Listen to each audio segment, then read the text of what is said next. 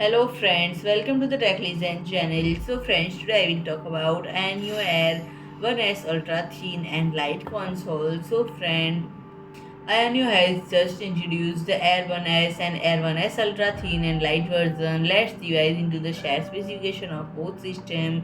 So friend, the 1S series is equipped with Ryzen 7 7840U Generation 4 Phonics processor, boasting 8 cores and a boost clock speed of up to 5.1 GHz. While the company has not disclosed the complete details, it is worth mentioning that it can operate efficiently within the 5 watt to 25 watt range. And friend, the AYANEO one has incorporated LPDDR5X memory on board, although the exact speed has not been confirmed by the company. There are two memory options available: 16 GB for the base model and 32 GB for the roll variant. And friend, the AYANEO has managed to fit a large M.2 2280 SSD into the compact system, providing gamers with a broader selection of storage upgrades compared to LE's and DEC's standard M.2 2230 SSDs. And users who prefer a hassle-free experience can choose from storage capacities of 512 GB, 1 TB, 2 TB, and even 4 TB options.